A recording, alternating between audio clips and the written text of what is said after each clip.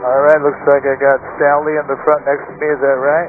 I'm Richie, welcome aboard, Sally. We got Lauren back there. Aloha, I'm Richie, welcome aboard.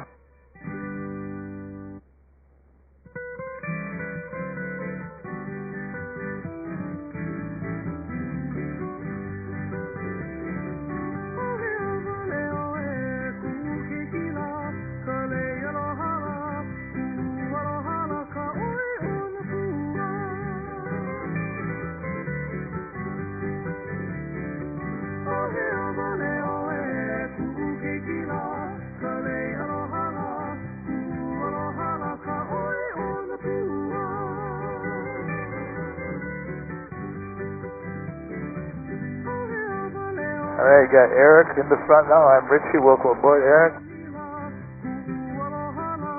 We got Osana back there. Aloha. I'm Richie. Welcome aboard. 2 more to go.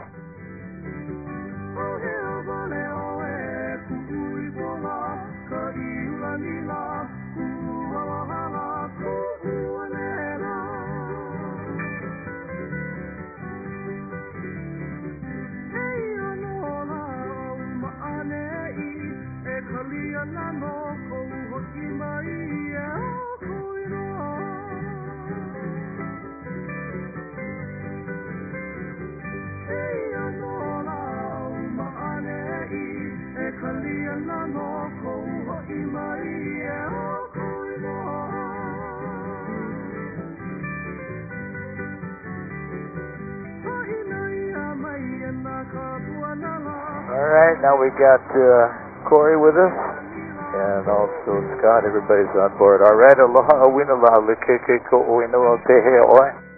That's Hawaiian. Good afternoon, my name is Richie.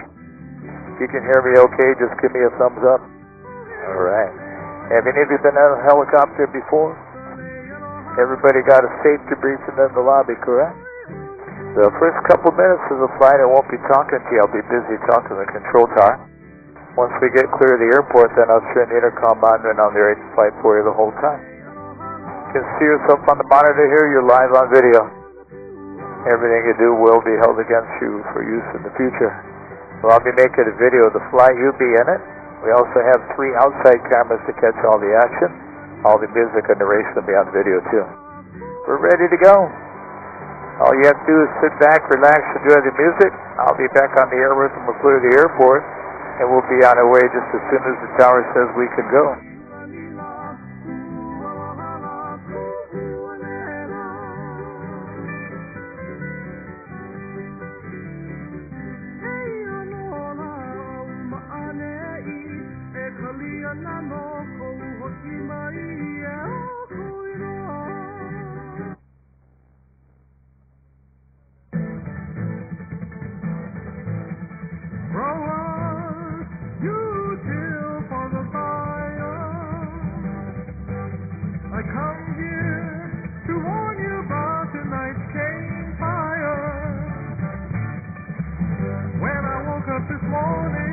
I saw the cane was pushed to the ground.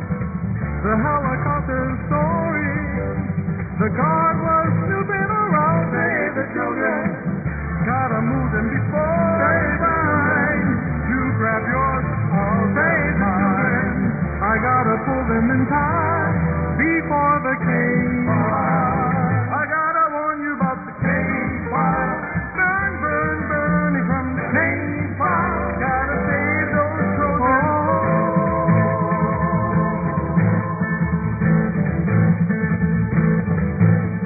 Prices every day getting higher. Won't let our money burn in the cane fire.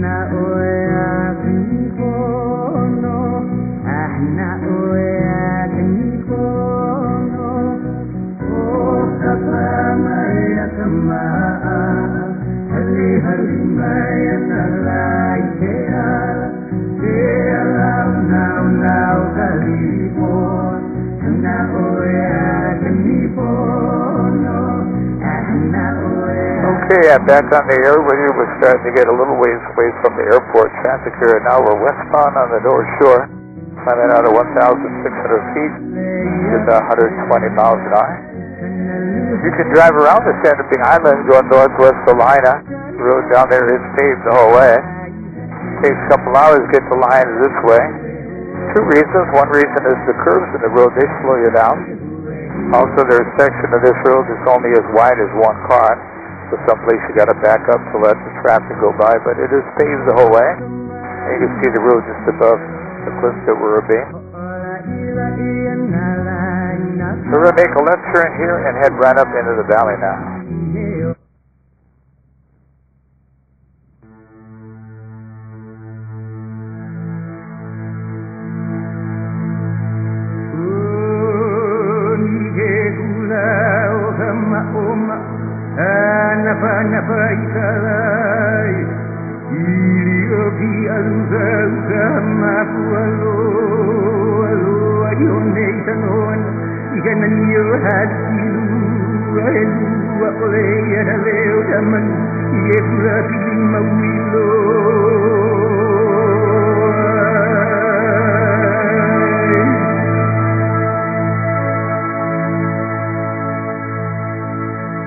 So the valley we're heading up into is called Waihe'e.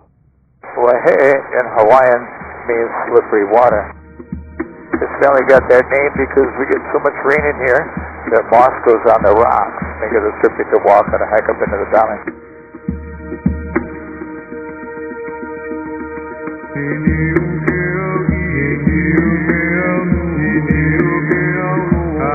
We have a perfect view of the tallest waterfall on the island of Maui, straight ahead of us in the back of the Suicide Canyon. The waterfall in the back here plunges 1,250 feet to the bottom.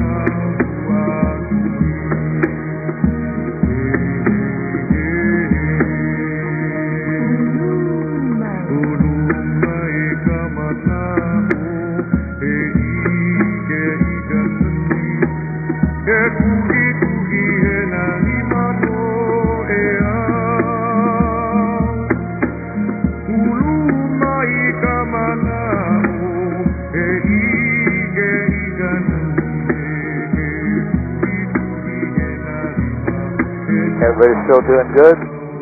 All right, we'll go further to the back of the valley here.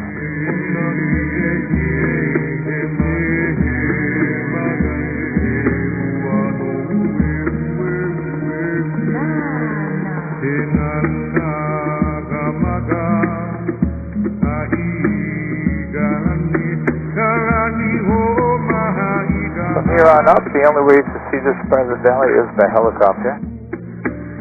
If you were hiking down there, oh, the waterfalls are just too tall to climb over to get this far back.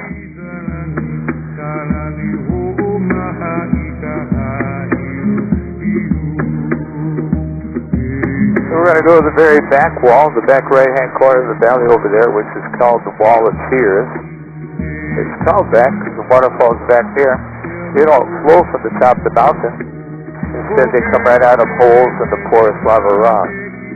So it gives the appearance as though the mountain was weeping or crying. And that is how it got the name the Wall of Tears.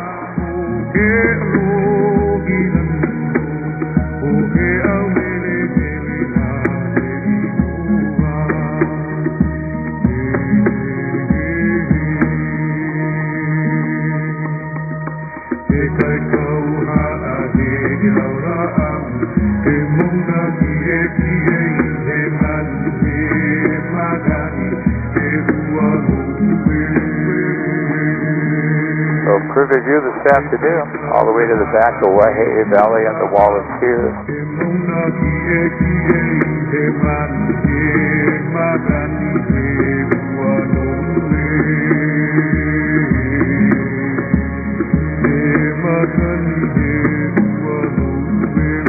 So just think, everyone, this is where the stream begins, with the water flowing right out of the rock.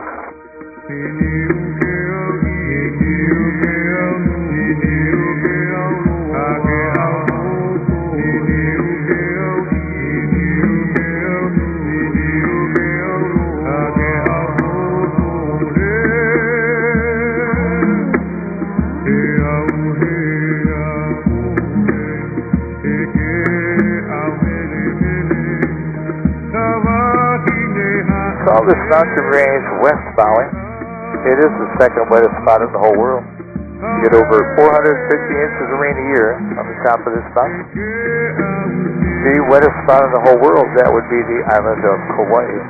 Mount Waialeale gets over 600 inches of rain a year. For number 2, it's more than 450. However, we were the wettest spot in the world one time. 1980. Oh, that was a wet year. 1980, we got over 600 inches of rain on the mountain. That's the only recorded time in history that Maui was the wettest spot in the whole world.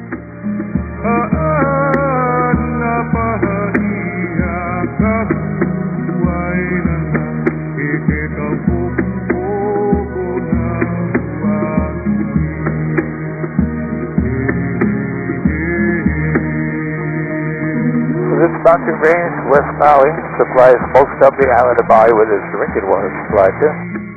About a half mile downstream, there's a small dam located down there. So they actually divert part of the stream. It goes through the mountain through a tunnel to the county water system from way up here in the valley.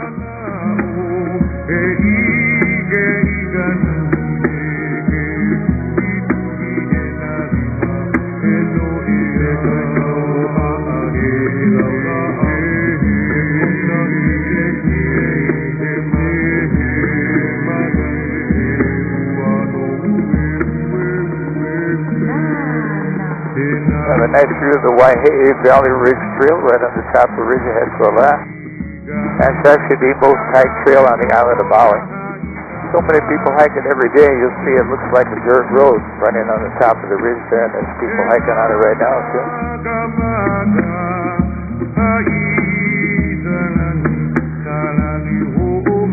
And we'll go back down to the coast, we'll follow the cliffs as we head to the island of Molokai. You get some more views of the road down to the left and down to the right there as it winds its way through the gulches and the ravines down there on its way to Lahaina.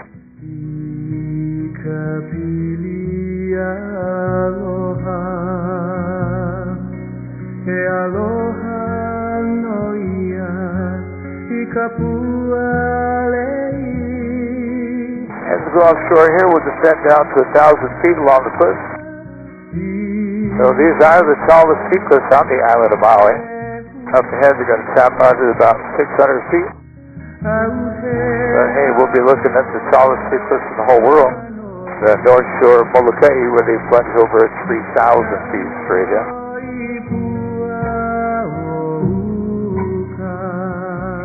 There's a single house on the top of the last peak over there, all by itself, surrounded by the pine trees. A brown house on the very edge, got a beautiful view from that home. Unfortunately, nobody lives there anymore. That hole belonged to a chronic sleepwalker, but she's gone now. It's such a lame joke. I know, that's like a dad joke. In my case, it's a grandpa joke. I have a few more of those to torture you with later on in the flight. On the return flight, we'll be flying along the same coast facing the other way. So when we do that, we'll have all the same views out the right side as we're getting out the left side at the moment. The knob-shaped mountain peak coming up next is Kahakaloa Point. When we pass that peak, we'll get a good look at Kahakaloa Village. Let's say you decide to drive around this end of the island. When you pass through Kahakaloa Village, then you know you're about halfway around the drive to the island. This is also referred to as King Kahikile's Leap. That's because King Kahikile would cliff dive off lower sections of that pinnacle before going to battle as a sign of bravery to inspire his warriors. And you see the little village in the valley there now, again, the halfway mark to Lahaina.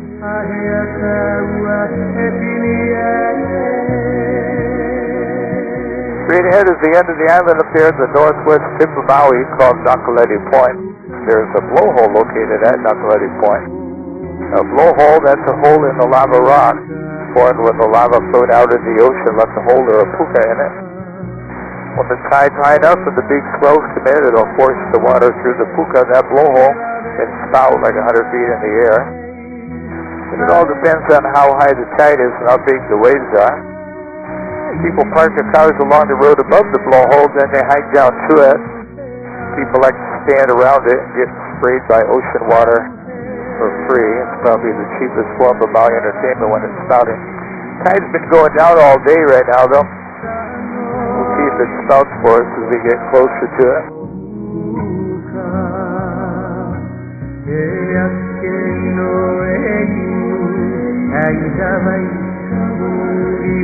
So it's directly down to the left there. I can actually see the hole.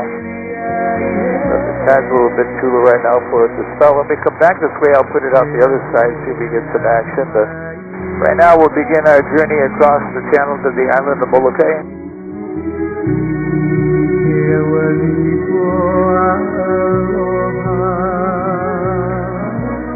A little more than 8 miles across the channel here from Nakaleti Point on Maui behind us to Cape Olava, the northeast tip of Molokai straight ahead of us.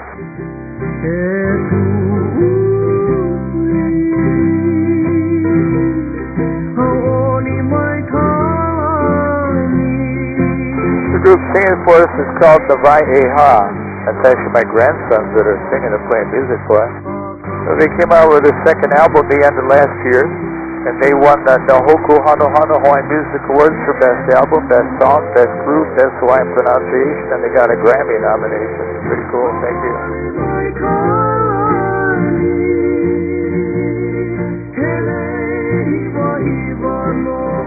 The name of the channel we're crossing, this is called the Pailolo Channel. In Hawaiian, Pailolo means crazy fisherman. The Hawaiians named it that because they thought anybody would be crazy to go fishing in this channel. That's because this particular channel can get extremely rough very quickly and without any warning. As far as the depth of the channel, it doesn't really get that deep, at least relatively speaking. The maximum depth of the Pailolo Channel just a little over 800 feet deep. 800 might sound deep, however, we made a right turn and went that way just 2 miles. There it would drop to 18,000 feet deep. And that's because there are no islands or landmass to the north of us. It kind of makes 800 sound a little bit shallow in comparison. The island of Molokai is the 5th largest Hawaiian island. It covers 260 square miles. It's 38 miles long and 10 miles wide at the widest point. The population of Molokai is just a little over 7,000 people, but it has the highest percentage of people with Hawaiian blood. My mother-in-law was pure Hawaiian, makes my lovely wife here half Hawaiian, makes our kids quarter Hawaiian, but our grandkids are actually more than that because my sons-in-law are about 3/4 Hawaiian. But you don't come across very many pure Hawaiians anymore. Right now we're aimed directly at Turtle Rock. You can picture the small rock coming out of the ocean as the head of the turtle. The large rock is the back shell with a flipper coming towards us. When we come back from Molokai, we'll pass it on the other side. When we do that, it'll take on a different animal shape. But right now it looks like the sea turtle or the hono.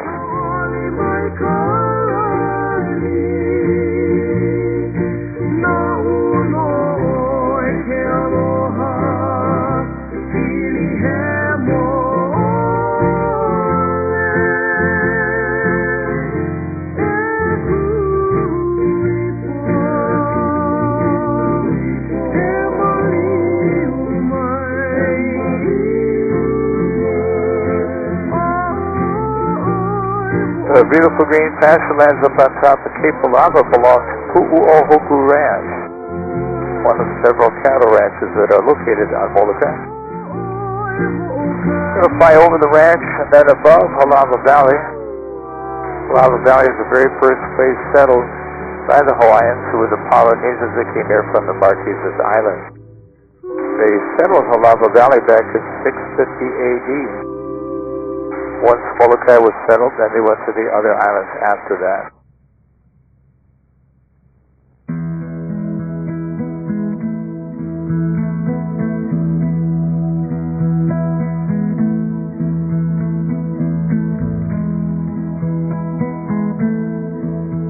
So we are over at Pu'u'ohoku Ranch now.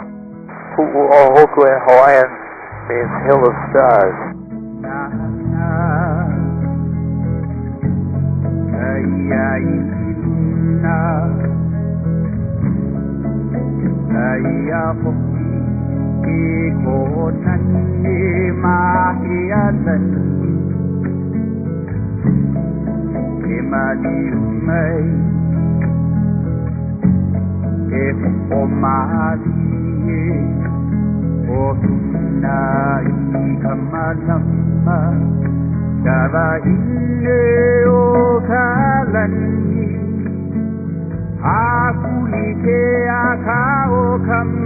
When we come up to Halava Valley down the right, we'll see two beautiful beaches down at the entrance to the valley.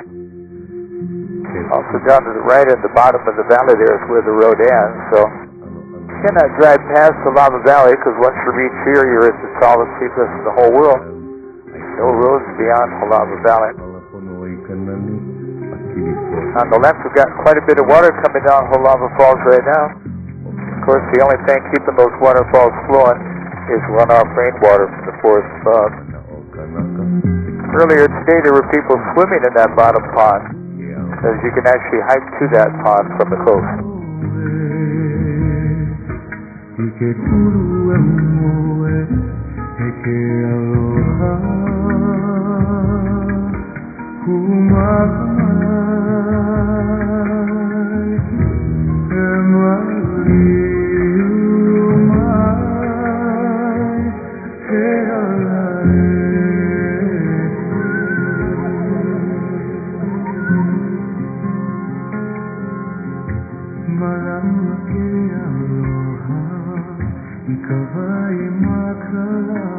We'll head out of here. We'll go straight out to the North Shore now.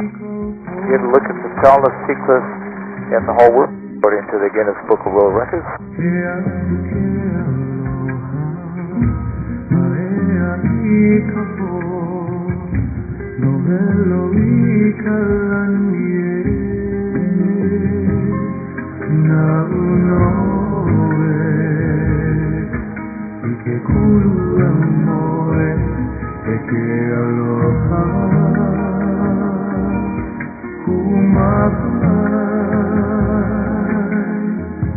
So coming up on the tallest sea cliffs in the whole world right now.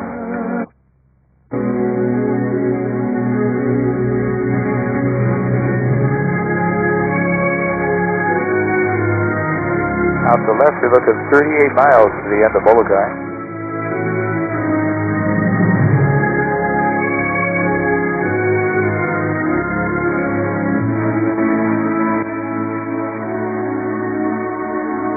And the same, you're going to come around to the right.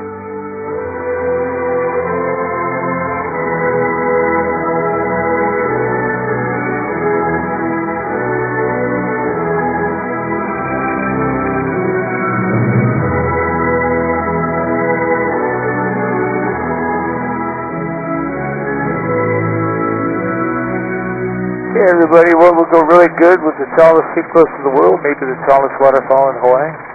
Straight ahead of us there, we're looking at. Camel plunge is 1,749 feet to the bottom.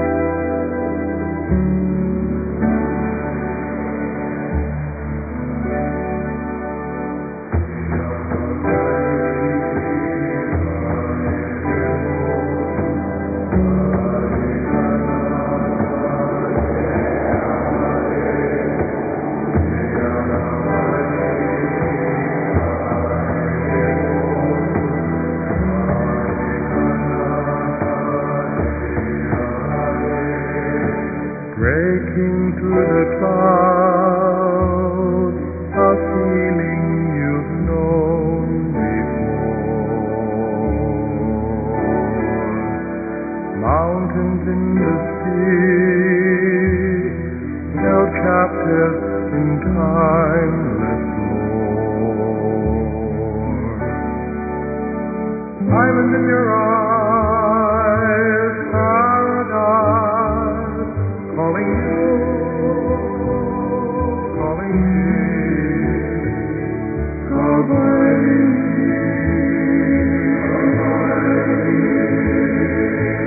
Maile holds her breath, warm winds gently touch her soul. Sunshine from the heart, descending in magic. Island in your eyes, paradise. We'll climb right up to the top of that. Calling me, Hawaii.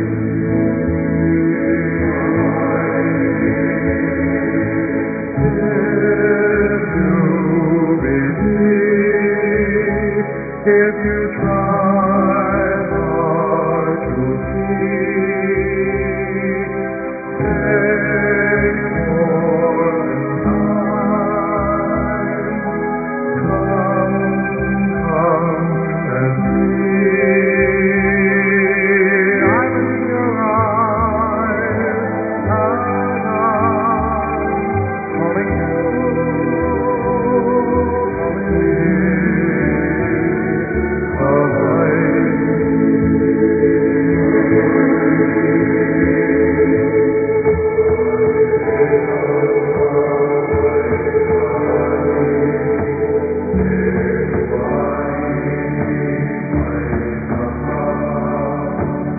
Everybody still doing good? All right.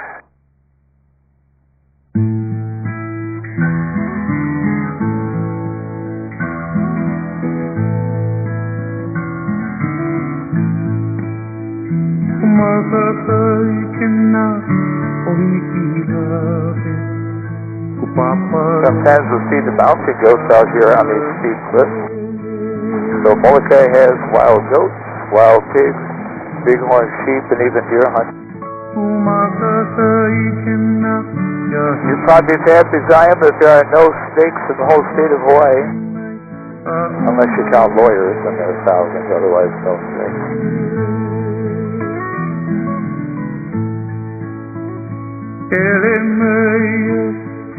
So the main economy of Molokai used to be the pineapple industry. There used to be a huge pineapple plantation located on the southwest end of the island owned by the old pineapple company. But it closed down. What happened was foreign imported pineapples became cheaper than the ones we run here, so of course the plantation houses. When the plantation was closing, Molokai Ranch built a hotel on the west end of the island. They were hoping to provide jobs for the people that were losing their pineapple jobs. My wife and I stayed at that hotel a couple times. It was a small Sheraton. It was a nice place, but it was out in the middle of nowhere. And the beach that it was on wasn't safe for swimming due to the strong current and the big waves, so the hotel was never very busy, so it closed down. But unfortunately, due to the failure of the hotel and the lost pineapple jobs, Molokai has the highest unemployment rate of any island. Beautiful place to live, but a difficult place to earn a living due to the lack of job opportunities here. I have at least 24 friends born and raised here on Molokai that moved to Maui to find employment and also to be able to buy a home.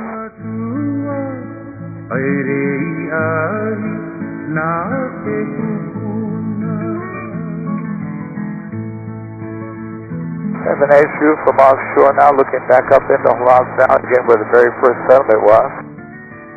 In the days of the early Hawaiians, there were over 5,000 people living in the valley then.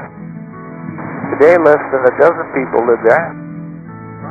One reason for the lack of people, that valley does not have electricity. And most people don't want to live without electricity these days.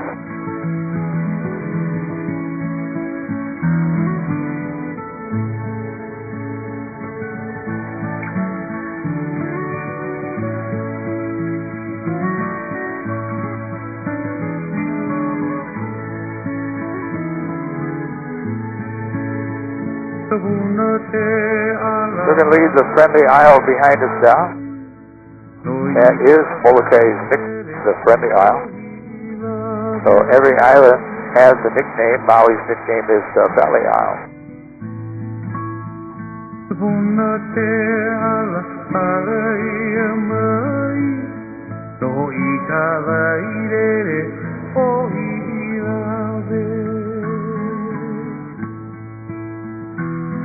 We'll pass by Turtle Rock again, this time on the north side of it.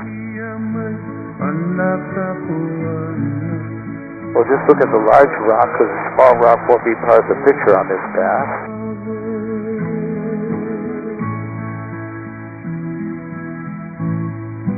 When we get a beam and just begin to pass, it'll change shape. This time it'll look like an elephant laying down on its right side. So the tail of the elephant will be towards us. And the back of the elephant curving up around to the front left where the head of the trunk is at. So it was a turtle, but now it's an elephant. Even has a smile there. Pretty cool.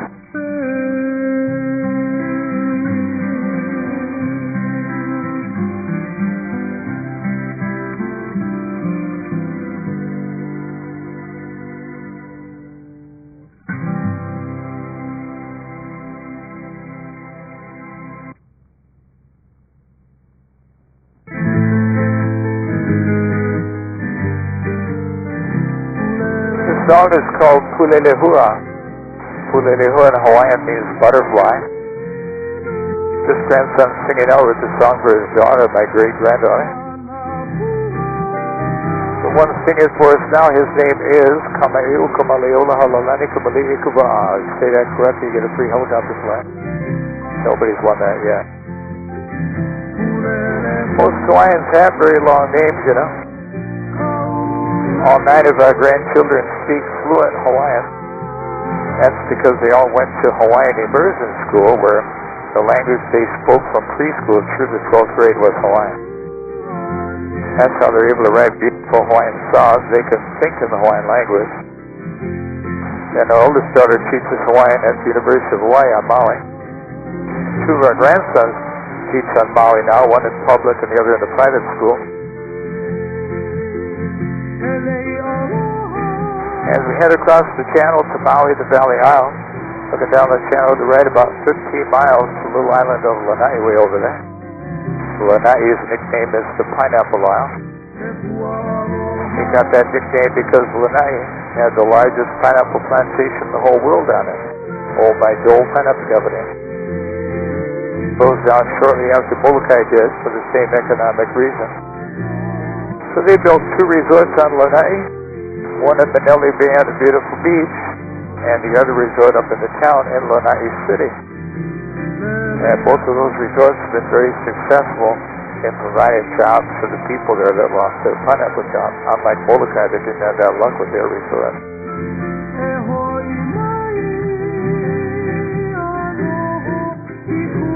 Maui is the second largest Hawaiian island, covers 728 square miles. Maui is over 40 miles long. The narrowest part of Maui is the Central Valley, which is off from it's only 7 miles across that narrow stretch. Maui is bigger than the island of Oahu, though. And just think, Oahu has 10 times our population, over 1 million people there, versus about 160,000 living on Maui today. My parents moved us to Maui in 1966. I was 13 years old when we came here. The population of Maui at that time was only 30,000. There were only 3 hotels on Maui then. Not a single condominium was built yet. And we only had 3 traffic light signals on the whole island. All 3 were in Wailuku, and they trimmed them off on Saturday and Sunday so there was no traffic. Hard to imagine it being that slow. In those days, almost everybody worked in agriculture. Had 5 sugar mills operating 24/7 and 3 pineapple canneries. So you worked in a cannery or a mill or in the fields. I worked in the pineapple cannery when I was a kid, but I almost got canned because I couldn't concentrate, and they put the squeeze on me. Oh, that's 3 in a row.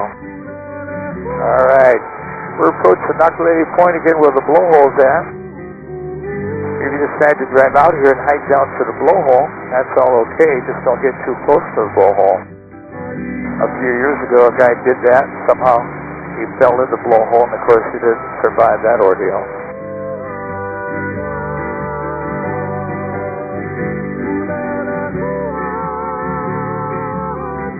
So I really did work in the pineapple cannery when I was a kid, but I didn't get canned. Actually, I quit after 4 days working there.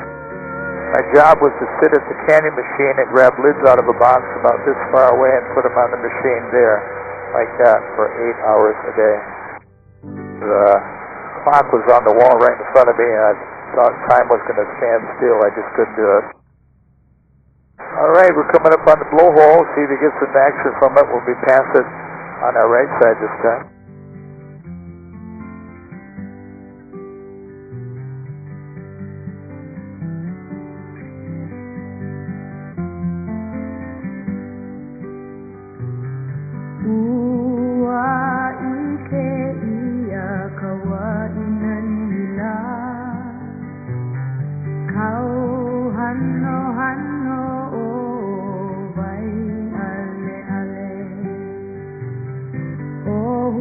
There, it just spouted.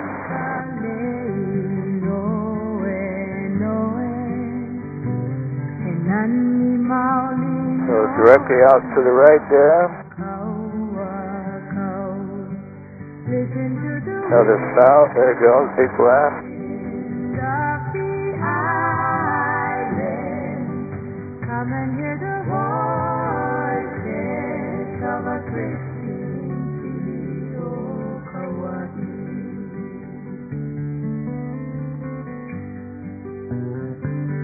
Another blast, there you go. Alright, well, you know, there's hundreds of ferocious wild pigs up in this rainforest. I know that, because my father-in-law was one of the best-known wild boar hunters on the island. He hunted wild pigs his whole life. His father was a hunter before him. He taught me to hunt. I hunted with him for about 25 years. The biggest wild pig we ever caught weighed over 350 pounds. It had 3.5-inch tusks. That's one of the boar tusks there. You can actually hunt pigs all year round, every day. No limit on pig hunting. They did that because they've been trying to eradicate the wild pigs since I was a little kid, but that has not worked out. They just keep multiplying everywhere. They're a real nuisance now.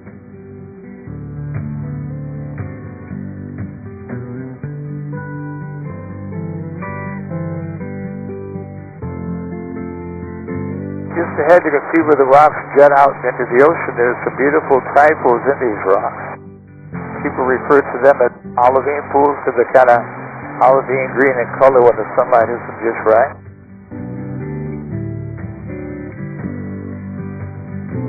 So you park along the road above this area and hike down to swim in them.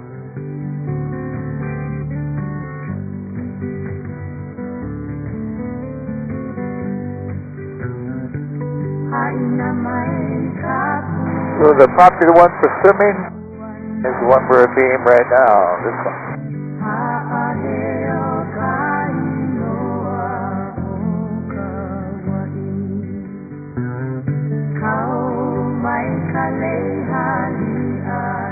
And another view of Kahakalu Village. You get the halfway mark on the drive to Lahaina, or you drive to Lahaina via the North Shore.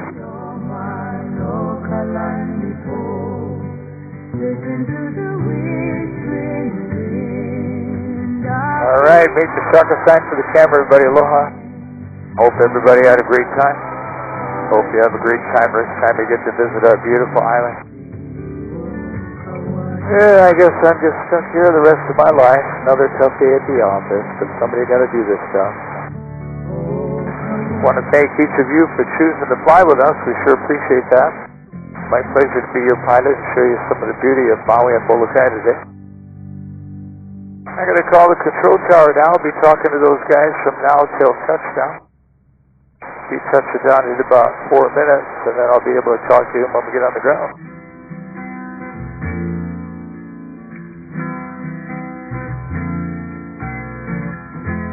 Hanno Maui Kaleiloke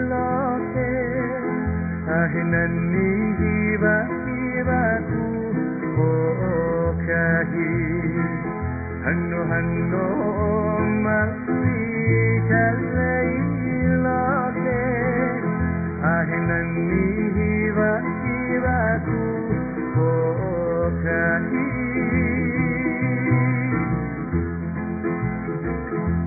Akahi ho iya waike maka Aitabai hui iya o Akahi ho iya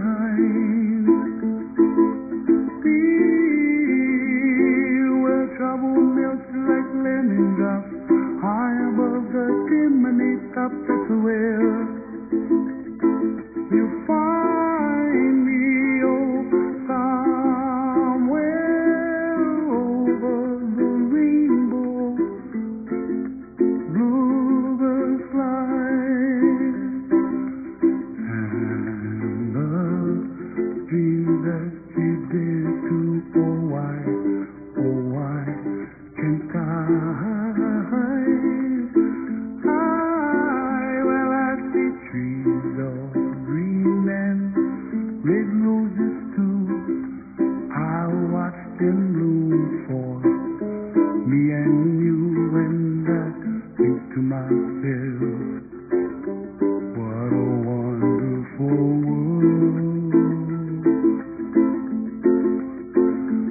I see skies all blue and I see clouds of white and the brightness of day. I like the dark and I think to myself, what a wonderful world. The colors of the rainbow, so pretty in the Moving engines to be seated in helicopters to the ground crew gives instructions to exit, please. passing by, I see friends shaking hands, singing, how do you do? They really say, I love you. I hear babies cry and I watch them grow. They'll learn much more than we'll know, and I think to myself, what a wonderful world. Someday I wish upon a star, wake up where the clouds are far behind. Feel where trouble melts like a lemon drop, high above the chimney top. That's where you find me, oh, somewhere over the rainbow, way up high. The dreams that we dare to, why, oh, why can't I?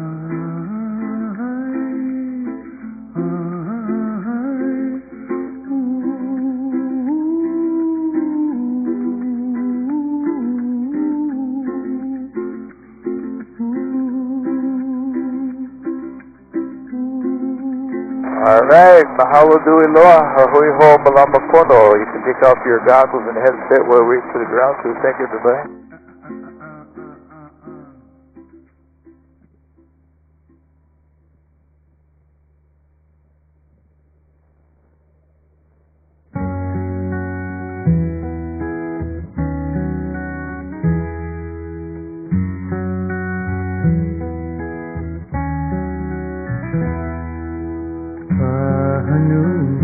Kapuai huoki kai e holu na pea